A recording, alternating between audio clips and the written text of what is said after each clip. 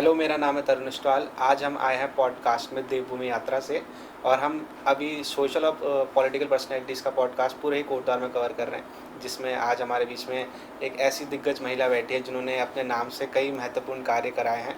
तो हमारे बीच में आज प्रदेश महामंत्री महिला कांग्रेस से श्रीमती रंजना रावत दीदी जी मौजूद हैं, जो कि बहुत ही विशेष एक नाम बन चुकी है आपके टाइम में राजनीति में।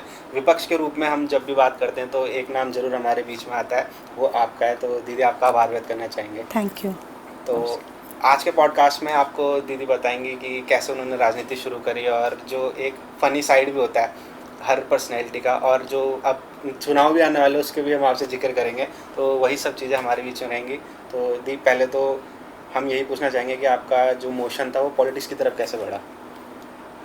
पॉलिटिक्स की तरफ फर्स्ट ऑफ ऑल जब हम लोग कॉलेज लाइफ में थे तो एनएसयूआई से मैं जुड़ी हुई थी, और कॉलेज में हम लोगों ने अच्छे कामों के लिए हम लोगों ने आवाज़ उठाई पॉलिटिक्स को लेकर।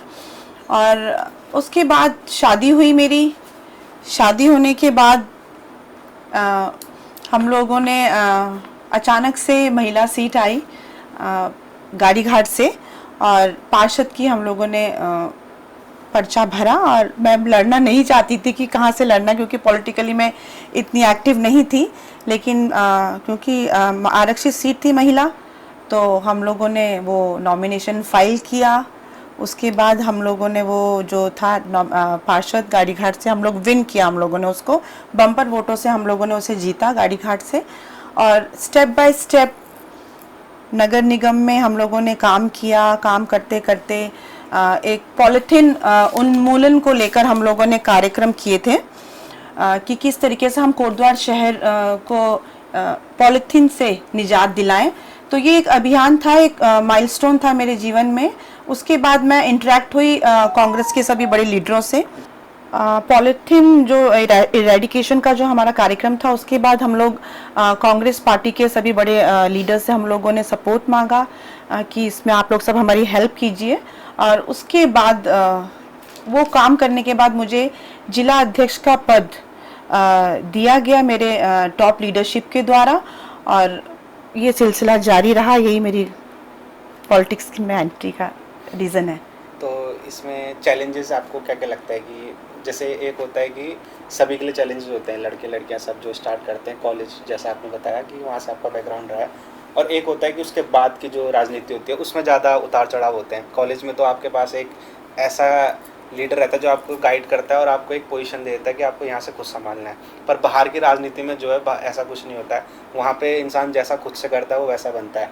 तो वो ज़रूर आप हमारे बीच में साझा करिए। कॉलेज लाइफ में तो हम लोगों ने एज अ फन हम लोगों ने ऐसी किया राजनीति, लेकिन जब मेन स्ट्रीम में हम लोग आए राजनीति में तब पता चला कि बहुत चैलेंजेस होते हैं। आपको अगर आपको कोई जनता द्वारा आपको चुना गया है तो आपको उनकी सारी जो भी प्रॉब्लम्स है, क्षेत्र की जो समस्या है, उनको फुलफिल करना ही करना है। तो कई चैलेंजेस आए हैं मुझे। और गाड़ी घाट में क्योंकि उस समय कांग्रेस की सरकार भी थी, तो हम लोगों ने अभूतपूर्व काम किए। 2 ट्यूबवेल स्वीकृत कराए हम लोगों ने, कई करोड़ों की सड़कें हमने यहाँ पे स्वीकृत कराई। एक मिलन केंद्र था, उसके लिए हमने लाइब्रेरी के लिए पैसा भी जारी करवाया। तो जितना हो सका मेरे से, मैंने गाड़ी घाट को एक कहते हैं ना, एक रोल मॉडल के रूप में एक पेश किया पूरी जनता के सामने।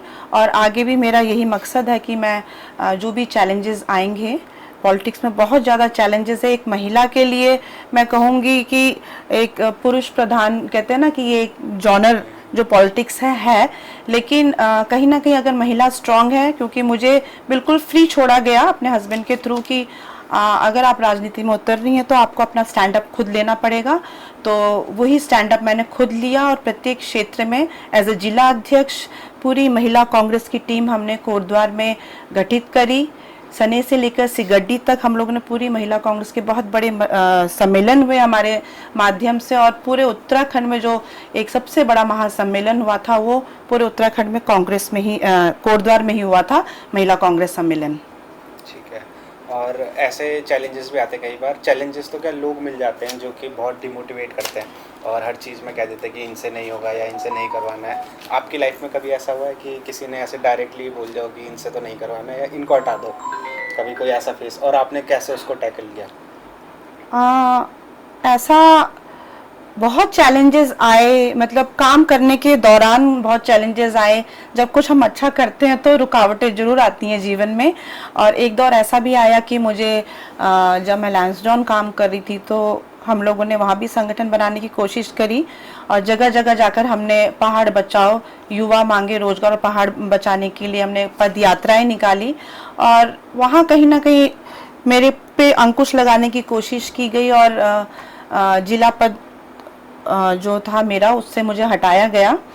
और वो एक बहुत बड़ा मेरे लिए एक कहते हैं कि एक बहुत बड़ा कहते रुकावट थी, और रुकावट भी नहीं मानूंगी मैं उसे, एक बड़ा चैलेंज के रूप में मानूंगी। उसके बाद मुझे प्रदेश महामंत्री का पद दिया गया और लेकिन रंजना रावत रुकी नहीं और हर एक बाधा को हमने क्रॉस किया और आज तक भी मैं उस स्ट्रगलिंग पीरियड को मैं आगे चला रही हूँ। और आगे जब तक हिम्मत है, हिम्मत नहीं हारूंगी और ये पॉलिटिक्स में अपनी एक मुकाम जरूर हासिल करूंगी।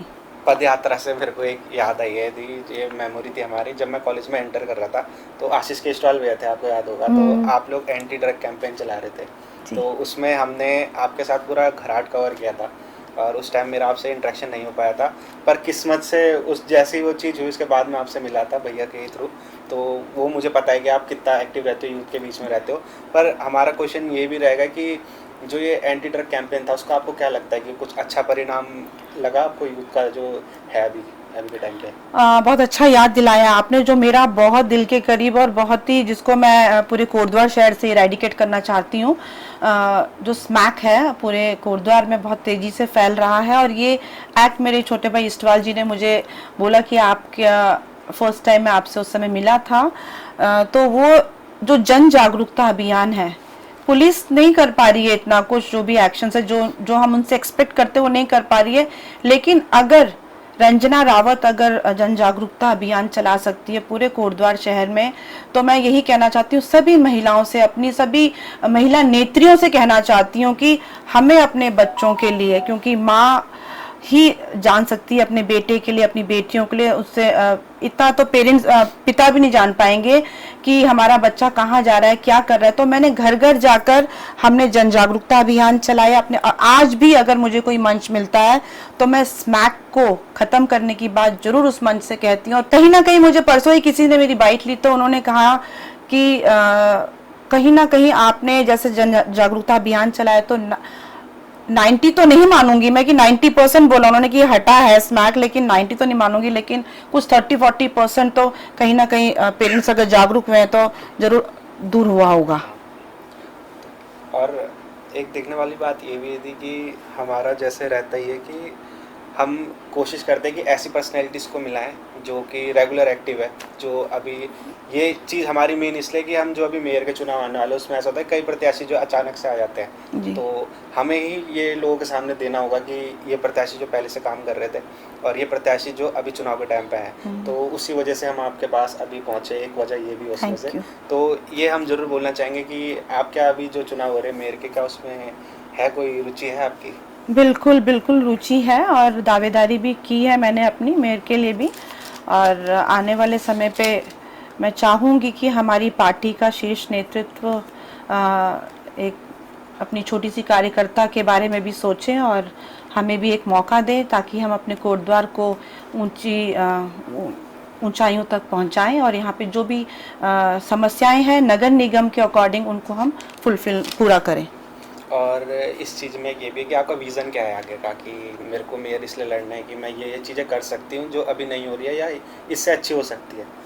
हाँ, बहुत बड़ा विजन है और एक नई सोच और एक नई ऊर्जा के साथ मेरी यही सोच है कि मैं कोटद्वार को एक तो सबसे पहले ब्यूटीफाइड करूं, खूबसूरत कोटद्वार बनाए हम अपना, जो कि बहुत ज़्यादा जब से नगर निगम बना है तब से जगह जगह जो हमारे गांव वाले क्षेत्र थे वहाँ पे हमें साफ सफाई दिखती थी, लेकिन अब तो वहाँ भी बहुत ज़्यादा गंदा हो चुका है।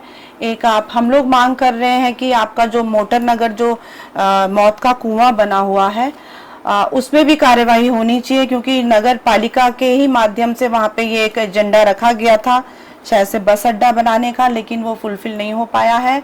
तो मेरा एक विजन वो भी है कि हम जो मोटर नगर का जो मौत का कुआं है, उसमें हम कुछ ना कुछ अच्छा काम करके दिखाएं। और पॉलीथीन को इरेडिकेट करना कोटद्वार से एक बहुत बड़ा कहते हैं ना चैलेंज है। तो इसको भी मैं ख़त्म करना चाहती हूँ। बहुत प्यार से सबके साथ मिलजुल के हम लोग पॉलीथीन को कोटद्वार से इरेडिकेट करेंगे। एक बहुत बड़ी समस्या अब आ रही है कि हम लोग जगह जगह देख रहे हैं कि सांड घूम रहे हैं, और तो इनको भी किस तरीके से, क्योंकि जिस समय हम नगर निगम में पार्षद, नगर पालिका में पार्षद थे, सभासद थे, तो हमारे द्वारा एक प्रपोजल रखा गया था कि इन सांडों को पकड़ा जाए, और उस समय ये प्रपोजल स्वीकृत भी हुआ था और सांड भी पकड़े गए थे। तो क्यों ना हम लोग एक कदम इन सांडों को हटाने के लिए कदम बढ़ाएं। और एक और मुद्दा भी है कि जो जगह जगह डंपिंग जोन्स हैं, वो कूड़ा पड़ा रहता है और वो कूड़ा बहुत गंदा करता है हमारे कोटद्वार को।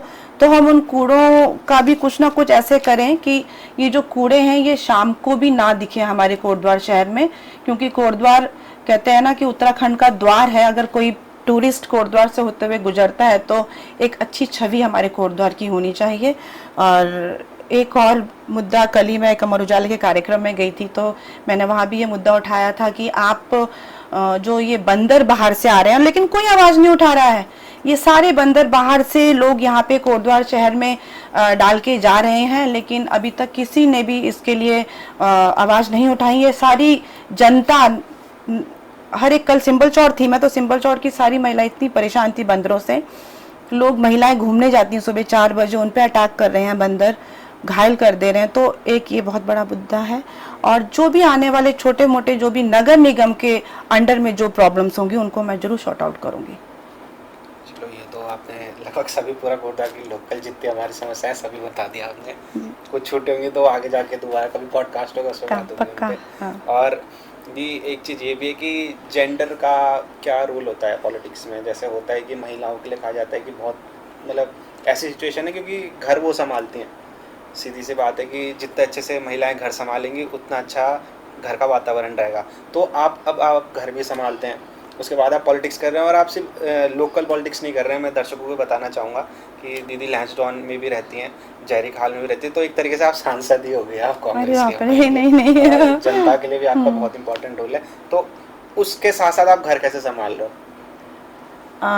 बहुत बड़ा चैलेंज है घर संभालने का, क्योंकि जेंट्स के लिए बहुत इजी है कि उनको सब कुछ हाथों में मिल जाता है, महिलाओं को सब कुछ खुद करना पड़ता है। क्योंकि 2 छोटे बच्चे हैं मेरे, और बहुत छोटे थे जब मैं पॉलिटिक्स ज्वाइन की थी। मेरा बड़ा बेटा 3 साल का था जिस समय मैंने चुनाव लड़ा सभासद का, पार्षद का। और बचपन से ही विद गॉड ग्रेस कहूँ क्या कहूँ, मेरे बच्चे बहुत अच्छे हैं। उन्होंने मुझे कभी तंग नहीं किया। भगवान की शायद से कुछ अच्छे कर्म किए होंगे, तो मेरे बेटों ने आज तक मुझे कभी परेशान नहीं किया, अभी तक भी। मैं कहीं भी जाती हूँ, और फैमिली का सपोर्ट बहुत ज़रूरी है। बिना फैमिली के सपोर्ट से हम लोग महिलाएं कभी भी आगे नहीं बढ़ सकते।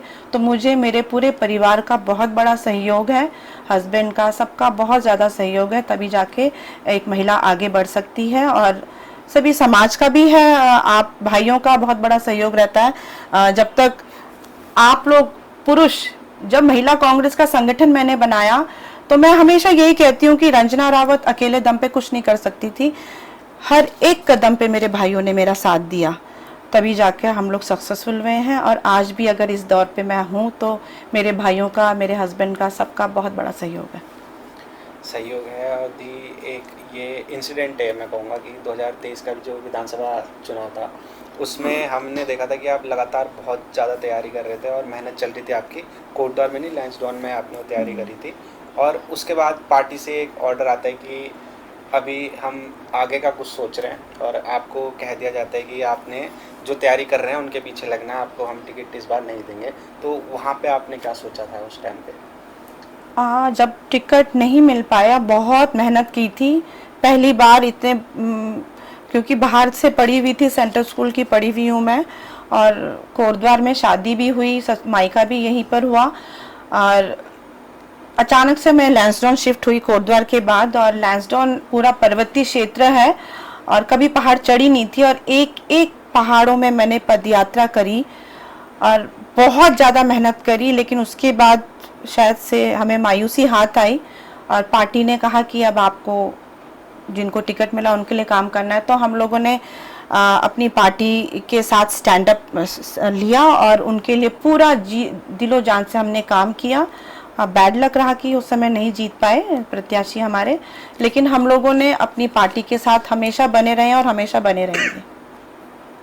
तो मतलब वहाँ पे से आपने मूव ऑन कैसे किया? मैं ये कहना चाहूँगा कि आज के टाइम पे ये हम बहुत आम देख रहे हैं, यूथ अगर कुछ चीज़ नहीं ग्रैब कर पाता है या कुछ अचीवमेंट्स जो उसको लगता है ये मेरी होनी चाहिए थी और उसको नहीं मिली, तो वहाँ पे से वो डिप्रेशन में चले जाता है। तो ये क्वेश्चन मेरा इसलिए था कि आपके साथ तो बहुत यूथ जुड़ा है दी, जैसे हमें पता है, और हम भी आपसे जुड़े हुए हैं, तो कहीं ना कहीं हम चाहते हैं कि आप कुछ ऐसा मैसेज दें उनको कि उनको इन सब बिल्कुल चीज़ों को टैकल करने की आदत पड़े।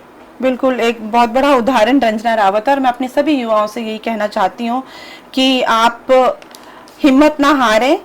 एक बार हार मिलेगी, एक बार आपको नाकामयाबी मिलेगी, दूसरी बार मिलेगी, लेकिन जब तक आप अडिग रहेंगे, अपने लक्ष्य को प्राप्त नहीं कर पाते हैं, तब तक आपको हिम्मत नहीं हारनी है। आपको हर कदम पे कहीं ना कहीं रुकावटें मिलेगी, लेकिन भगवान ऊपर है और कभी ना कभी आपको सफलता जरूर मिलेगी। और मेरे बड़े मुझे खुद कहते हैं, क्योंकि मैं भी उसी दौर से गुजर रही हूँ, तो आप मेरा एक एग्जाम्पल लेकर अपने आप को स्ट्रॉन्ग कीजिए, अपना माइंडसेट स्ट्रॉन्ग कीजिए। और वही उसी दौर से रंजना रावत भी गुजर रही है। तो मैं अपने से छोटे युवाओं को यही कहना चाहती हूँ कि आप मुझे देखकर जरूर अपना जो माइंड है अपना, उसको स्ट्रॉन्ग कीजिए और आप जरूर सफल होंगे अपने जीवन में। और अपनी हिम्मत ना हारें, बस हिम्मत को बरकरार रखिए।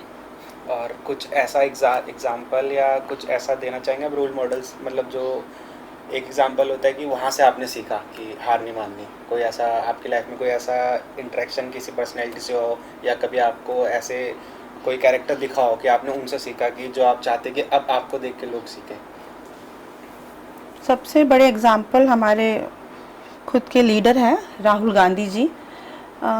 क्योंकि जिस समय उन्होंने एंट्री किया था तो उनको बहुत ज़्यादा हूटिंग हुई थी उनको किस तरीके से उनका बोला कि नहीं कुछ नहीं है, ये बहुत अजीब अजीब से नाम रखे गए दूसरी पार्टी वाले, लेकिन उन्होंने हिम्मत नहीं हारी। कई बार उनको डिमोरलाइज किया कि आप अध्यक्ष पद के लायक नहीं हैं, ये नहीं है, लेकिन जब उन्होंने भारत जोड़ो यात्रा निकाली और वो एक उनके लिए बहुत बड़ा बूस्टअप भी था, उनके लिए उनके पूरे उसमें व्यक्तित्व में एक बहुत बड़ा निखार आया और आज पूरा देश उनकी ओर टकटकी लगाए बैठा है। तो एक बहुत बड़ा, वो भी हमारे लिए एक बहुत बड़े उदाहरण है।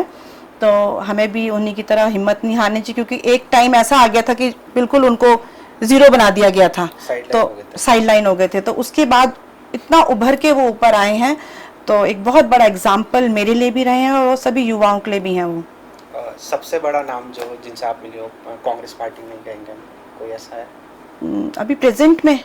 कभी भी, मतलब जब से आपका कैरियर स्टार्ट हुआ, तो कोई बड़ा ऐसा नाम जिनसे मैं मिली हूँ? हाँ जी। जिनसे मैं मिली हूँ सबसे बड़ा नाम तो उत्तराखंड की राजनीति में बोलूँ तो हरीश रावत जी हैं, और गोदियाल जी से तो हम अभी मिल ही गए हैं, तो हरीश रावत जी। हरीश रावत जी हैं, काफ़ी उनकी तो पर्सनैलिटी भी ऐसी है कि जो एक बार मिल गया तो फिर हाँ, तो कायल हो जाता है हाँ। तो।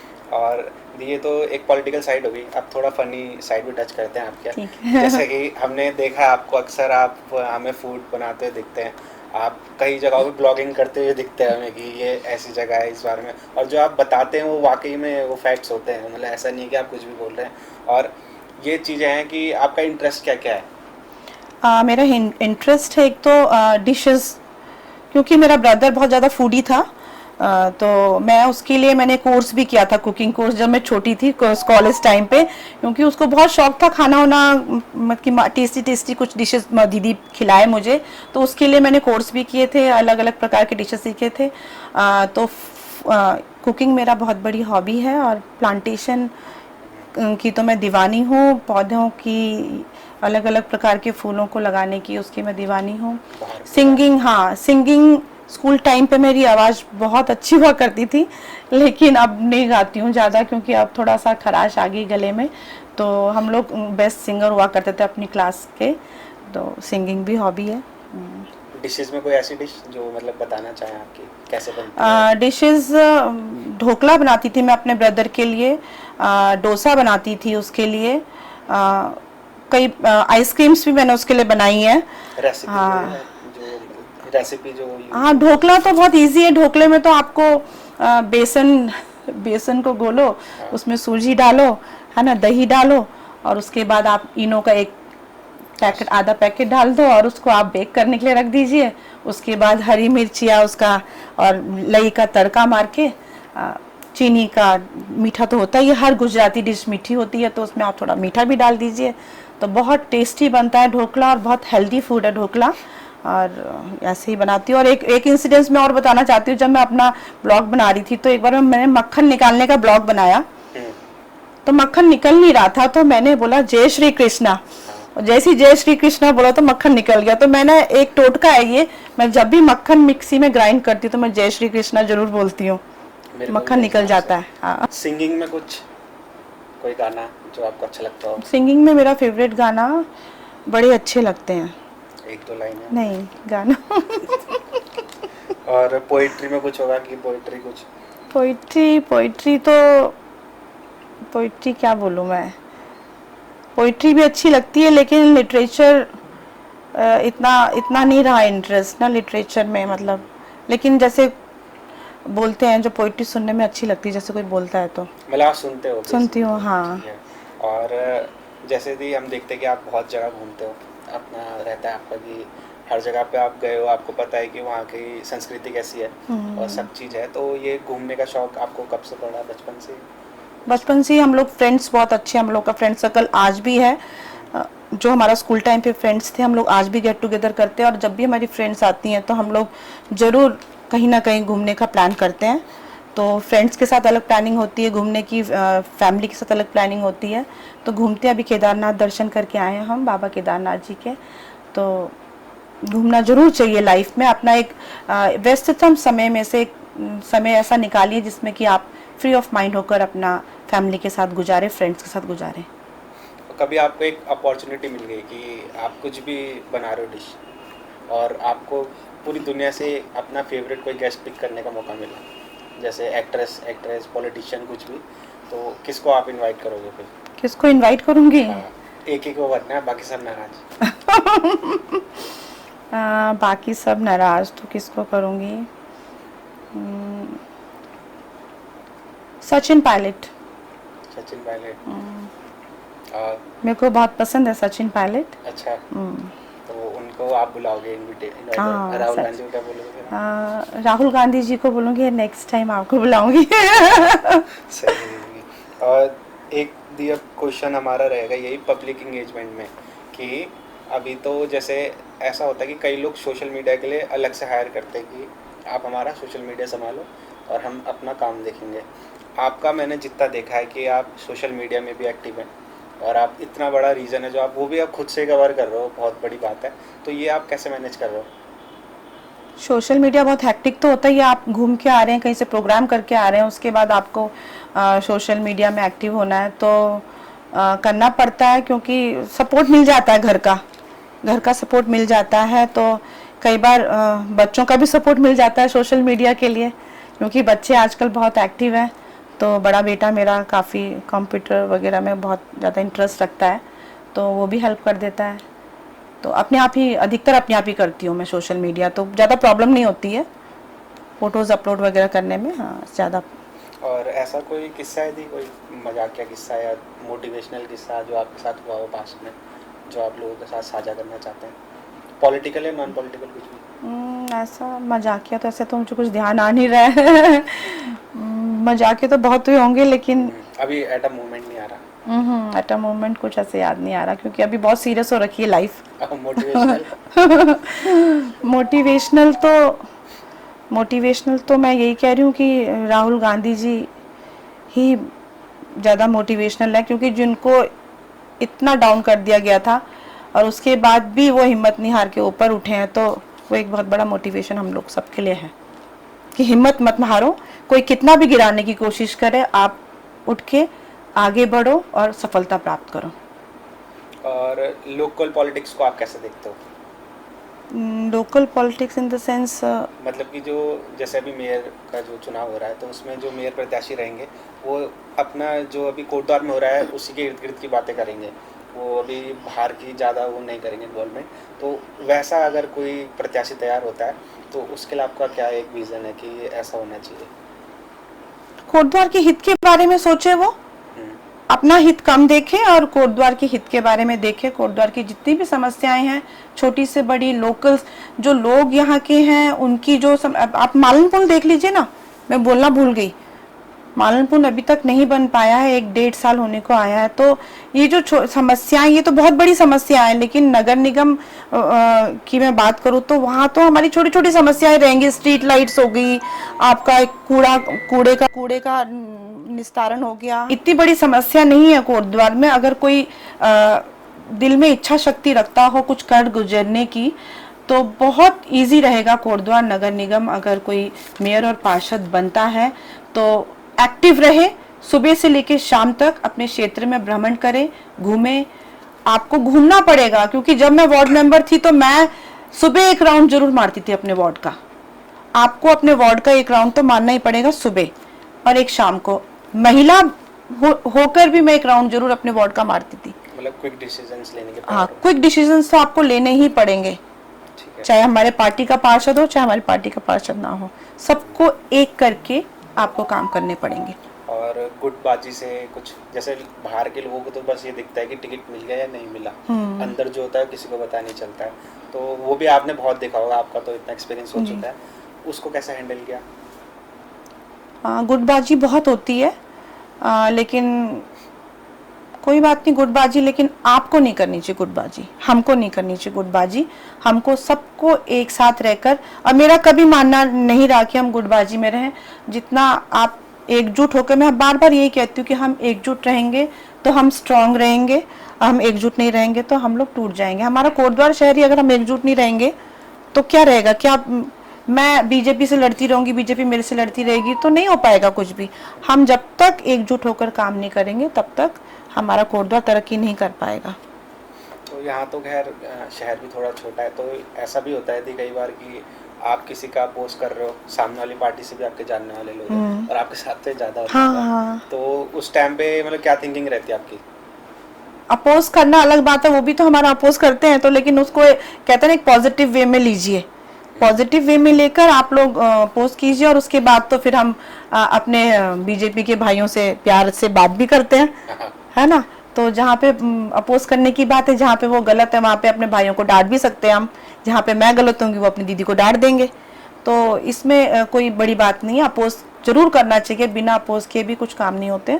तो कहते हैं ना, अपोजिशन जरूर होना चाहिए पॉलिटिक्स में, है ना। तो बिना अपोजिशन के कोई भी काम नहीं होते, तो अपोजिशन जरूर होना चाहिए। और जैसा आपने भी खुद भी बताया कि आप गणेश गुदियाल भैया से भी मिले और उनके साथ भी आप काफ़ी काम कर चुके हैं। हमने देखा भी था आप बहुत एक्टिव थे अभी सांसद के चुनाव में। तो एक तो सवाल ये कि उनकी पर्सनैलिटी कैसी है, आपको कैसा लगा कि दिख जाता है कि लीडर की पर्सनैलिटी कैसी होती है? बहुत डाउन टू अर्थ, जमीन से जुड़े हुए।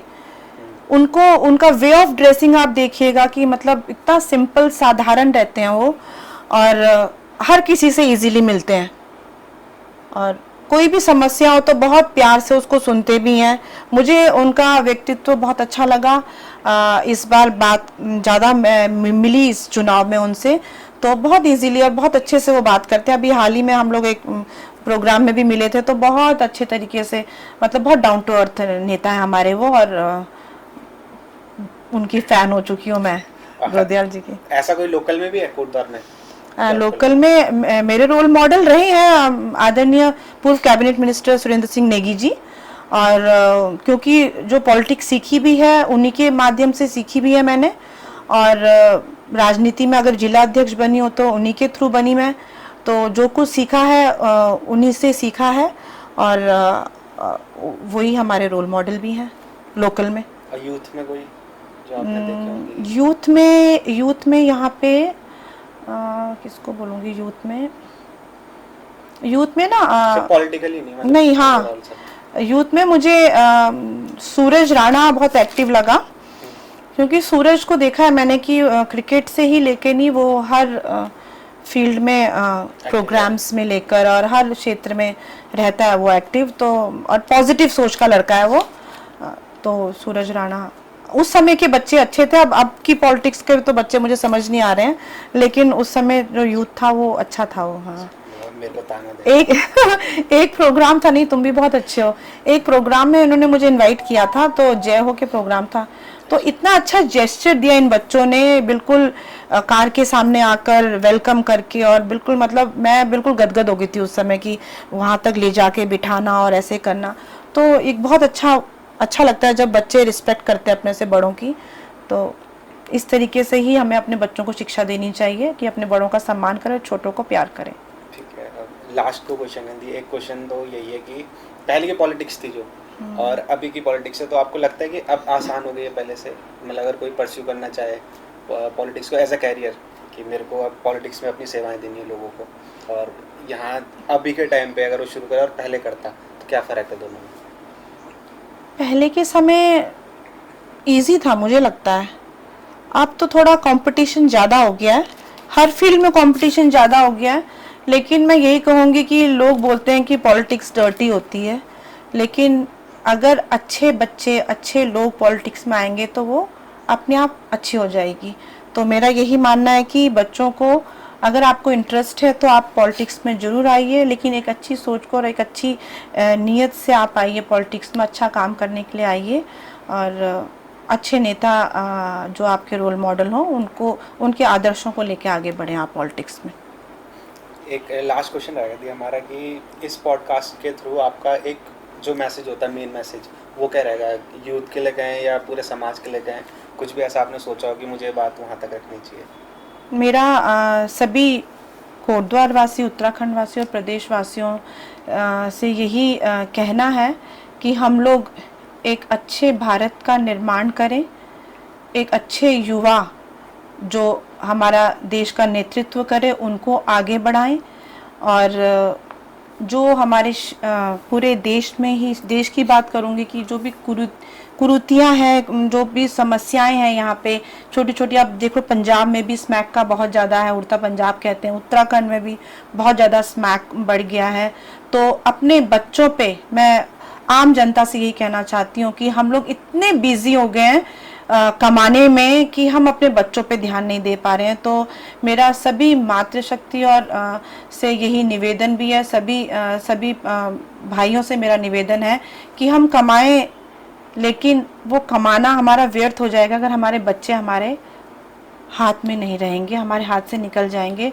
तो आप लोग थोड़ा बहुत समय अपने बच्चों को जरूर दीजिए, अपने व्यस्ततम समय से निकालकर, और अपने पूरे भारतवर्ष को हम लोग एकजुटता का एक कहते हैं ना मिसाल दें, ताकि कोई बाहरी शक्ति हमारे ऊपर आक्रमण ना कर सके, और जो भी हमारे यहाँ समस्याएं होती हैं उसका निराकरण हम खुद अपने भारतवर्ष में रहकर हम लोग खुद कर सके। इतनी बड़ी सुपर पावर हम अपने भारतवर्ष को बनाएं। ये था हमारे आज के मुख्य हमारे अतिथि और हमें जो हमेशा मार्गदर्शन प्रदान करते हैं, श्रीमती रंजना रावत दीदी जी, आपका फिर से दिल से आभार व्यक्त करना चाहेंगे हम। और अगर आपको ये वीडियो अच्छा लगा और आपको लगता है कि कोई ओपिनियन से जो हमसे रह जाते हैं वो हमें आप कमेंट सेक्शन में बता सकते हैं। वीडियो को लाइक ज़रूर करिएगा ताकि हम ऐसे ही रंजना दीदी जैसे बड़े बड़े गेस्ट आप लोगों के बीच में लाएँ, उनकी बातें रखें। मिलेंगे अगले वीडियो में। देवभूमि यात्रा में आप सभी का फिर से दिल से आभार, धन्यवाद। नमस्कार।